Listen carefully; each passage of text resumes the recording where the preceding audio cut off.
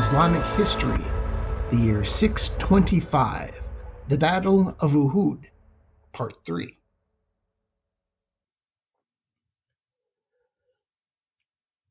During an ancient battle, any commander's worst nightmare would be a sudden collapse. It could be due to panic or simply being outmatched, but the worst thing that could happen tactically to an ancient army is for them to suddenly break discipline, break ranks, and collapse and give the enemy a victory. And in the process, you might end up giving them your entire army. Now, usually, almost always, this is something that would happen because that side was losing. And the men panic and they flee for their lives, and it just makes things even worse. But in the case of Uhud, and this is kind of unique among battles that I know of, it was actually victory that disintegrated the ranks and doomed the army.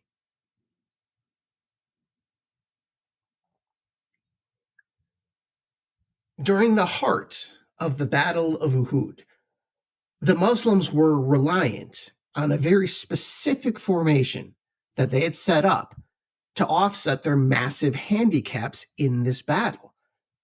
And it was working. The Muslim fighters were pushing back the enemy fighters, causing great attrition to their numerical superiority, gaining the upper hand. And the Muslims eventually surrounded them enough that the remaining Meccans broke out and fled. It was their job to move, to fight, and to crush the enemy. But remember those 50 archers? They were different. They weren't supposed to move and to fight and crush the enemy. Those 50 archers on that critical hill, the ones who had managed thus far to neutralize the enemy cavalry and make all of this possible, they were supposed to stay put. And they were specifically told, do not move no matter what. You remember these words? That according to Muslim histories came directly from Muhammad himself. It couldn't have been more clear.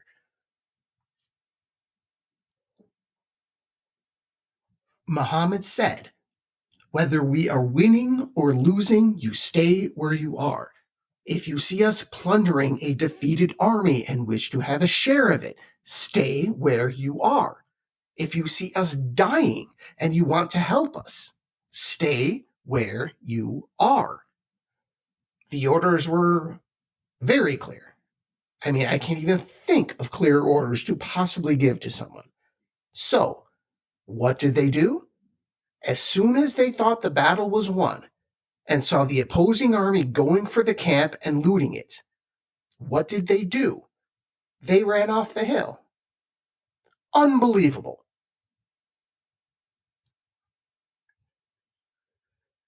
Now, to be fair to these archers, I am a tad skeptical that Muhammad actually said the words given in the histories, at least the exact words, because it's just way too convenient. It's just a little too on the nose.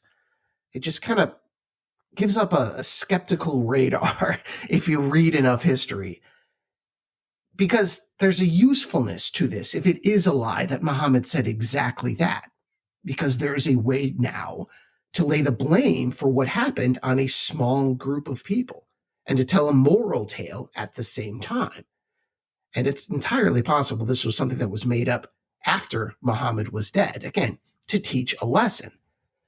Now, I don't base that on anything other than simple instinct, but it's just a little hard to believe that Muhammad, a person they believe is a prophet, would give such explicit orders, and then they would deliberately disobey those orders out of sheer greed.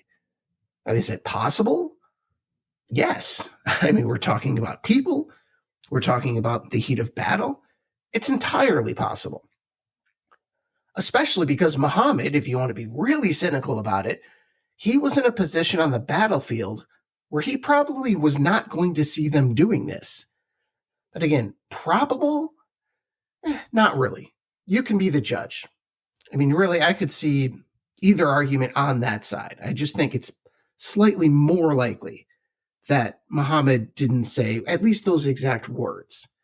But again, if he did, and they did what they did, yeah, that's astounding.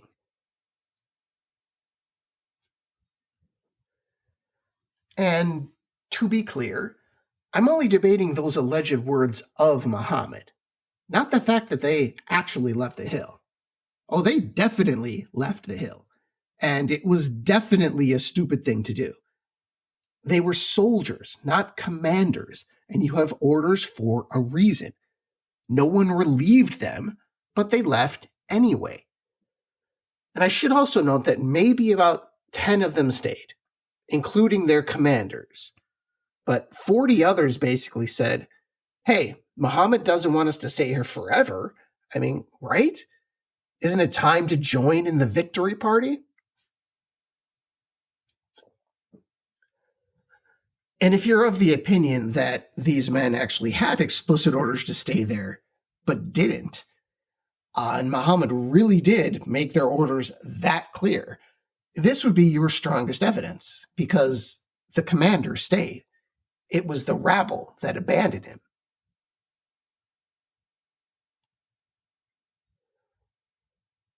So you had these undisciplined archers running off this key hill. For whatever reason that happened, it happened. And unfortunately for them, they were very premature. They should have listened to their commander, who probably understood that an enemy is not defeated until he considers himself to be defeated. The Meccans didn't think it was over, not at this point, and they had some competent generalship.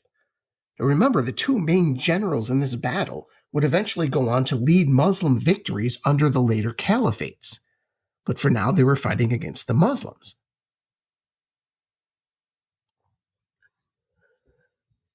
So these were competent generals. They had competent leadership, and they would seize the opportunity. I should note these two were Khalid ibn al-Walid and Ikrimah ibn Abu Jahl.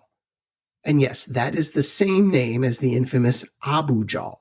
This was his son. Now, a nicer name for him is Ikrimah ibn Amr. Now, Amr was his father's name, after all. No one names their kid Abu Jahl. It means father of ignorance. That was an epithet that came later. Well, actually, probably existed at the time. That's just how he would be known.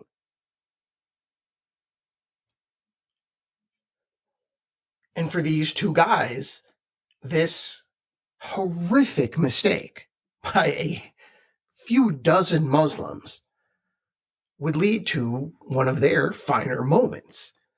Now, I want to focus not on Abu Jahl's son, but on Khalid, who was the other guy. He was the general in charge of the cavalry. Now, Khalid probably could not believe his luck when he saw those 50 men leaving their post. And, as a good general, he immediately moved to exploit the situation to his advantage. Now, Khalid, who to his credit did not give up on the battle immediately when the infantry looked like it was being routed, he hooked around the Muslim army with his cavalry, going through the gap the archers were supposed to be protecting, and then hitting the Muslims in the back. Now, him and his cavalry could just loop around and around, smashing the Muslims from the rear in any direction they chose. Remember, the Muslims had no counter to this. They had no cavalry or anything that would deflect cavalry, like long pikemen or something like that. I'm not even sure such a concept actually existed in Arabia at the time. That'd be an interesting thing to dig into. I mean, I'm sure the Greeks had it. This was something well known at the time in the ancient world, how to deflect cavalry. But you don't see that in this.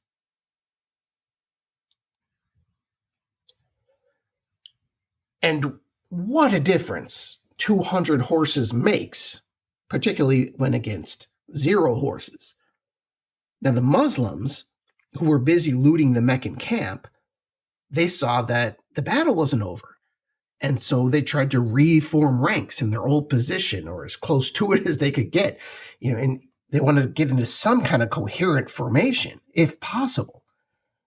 Now, this helped, but 200 horses is a massive, massive force against what was, by that point, I don't know, maybe 500 men. They might have had a chance to defeat the cavalry, but there was an even bigger problem forming now. The Meccan infantry, seeing what was happening, fled back to the battlefield. So remember, they were being routed. Now they're coming back. And at this point, the Muslim army really had no chance because cavalry plus infantry beats infantry almost every time. And they were surrounded. They had infantry in front of them and cavalry to the back and in every direction, really. This was a complete breakdown. Now it was the Muslims who were being routed, and they began to flee. And as they did, the Meccans started to move in on Muhammad himself.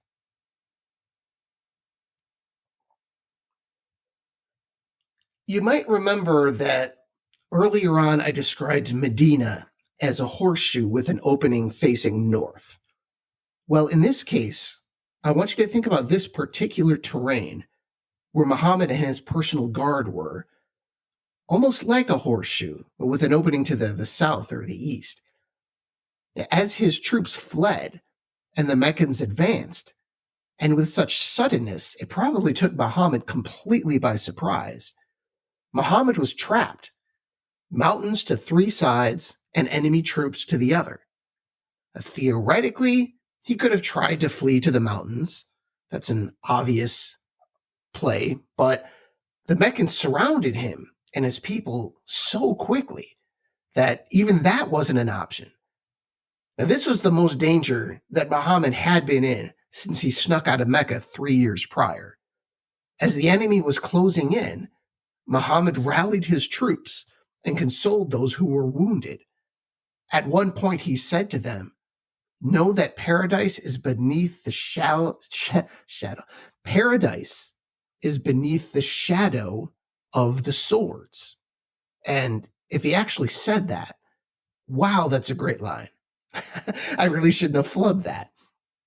He said, paradise is beneath the shadow of the swords. Just think about that for a minute.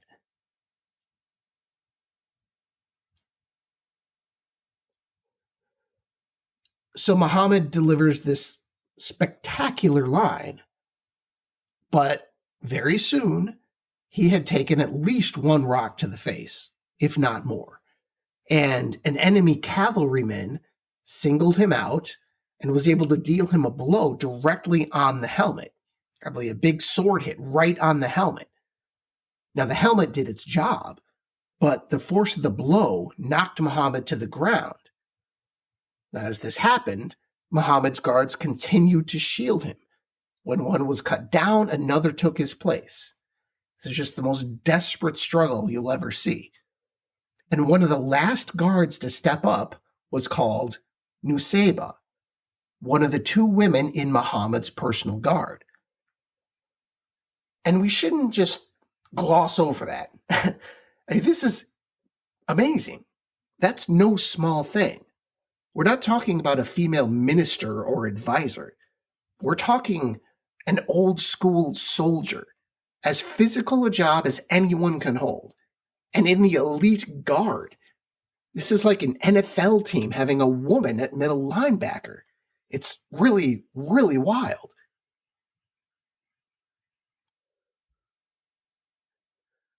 This woman tends to merit a sentence or two in the histories, but just think about how astounding this is. How is this not a Hollywood movie? Just think about how extraordinary it is to have a soldier like that. And yes, we have female soldiers today, but you don't really need much upper body strength to point a gun and shoot it. We're talking about an ancient in battle with melee weapons, and she lived. This was Nusayba bint Kab. You actually have to try to find that name sometimes. The name itself is not in many narratives. It's just like a woman or something like that. She was also one of the two women to swear allegiance at Al Aqaba. That was many episodes ago. And unsurprisingly, this woman was not from Mecca. She was a more fierce stock of the original Medinans from the Khazraj tribe. So she's with Muhammad when gradually word begins to spread that Muhammad is dead.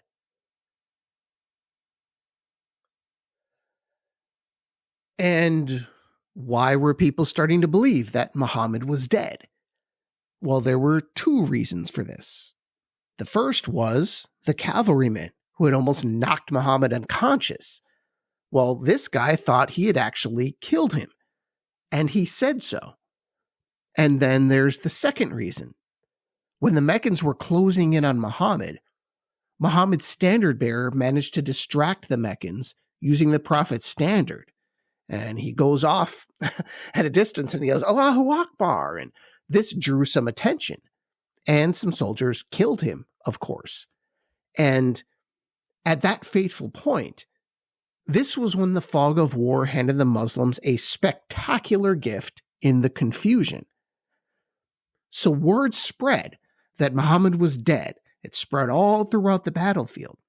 When in reality, this person everybody had seen dying, it was actually his standard bearer, Musab ibn Umair. It was his standard bearer who was dead. And it was Muhammad's helmet, not Muhammad, that was dealt a fatal blow. Muhammad was safe. He was on the ground surrounded by a pile of bodies.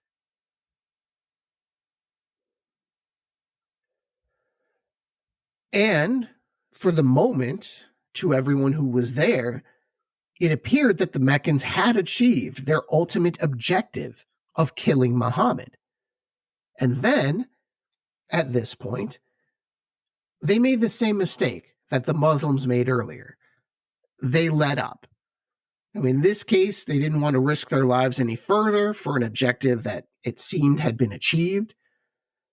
This is unbelievable, really, by modern standards and by, say, Roman standards. The lack of discipline in both these armies is absolutely appalling.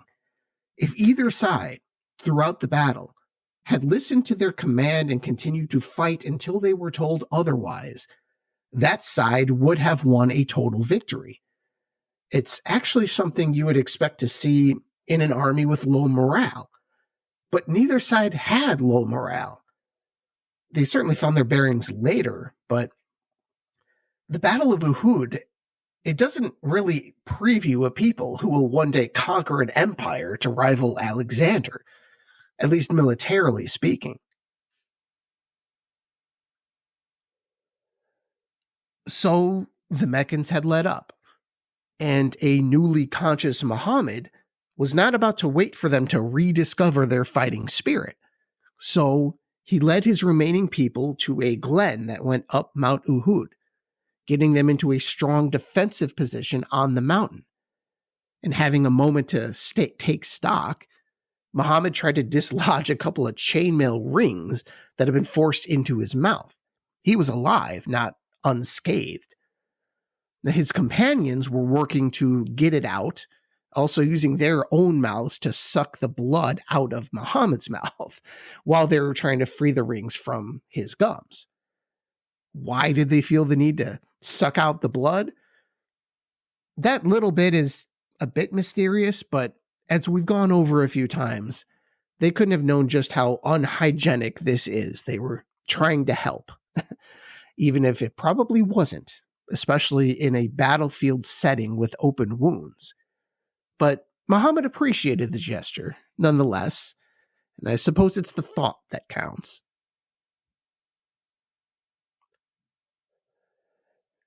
And eventually, once it was too late, the Meccans learned that Muhammad was not dead.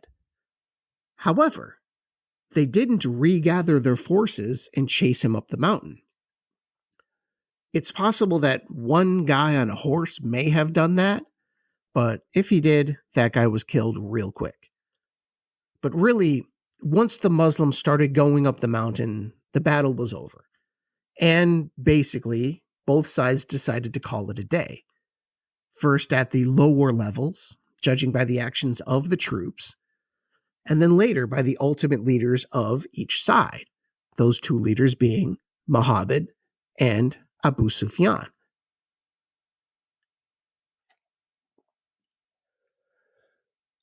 But Abu Sufyan, before they left, he decided to confront Muhammad.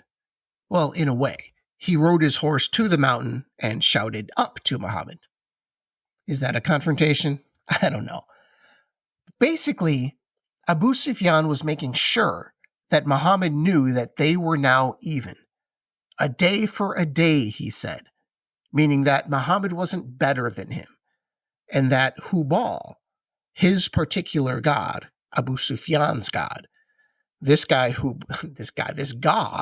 Hubal, he was saying, is just as good as Muhammad's Allah.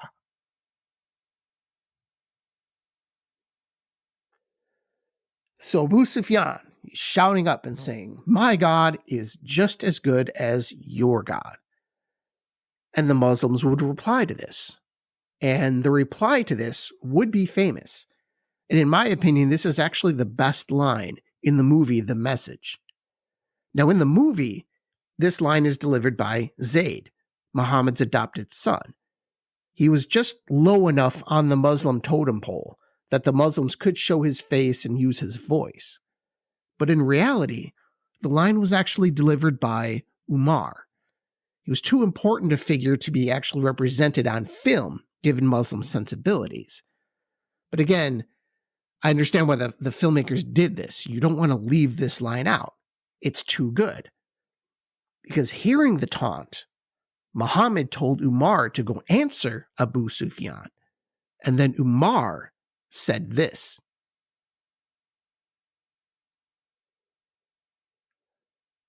We are not equal. Our dead are in paradise. Your dead are in hellfire. Thank you, and I'll talk to you next time. Inshallah.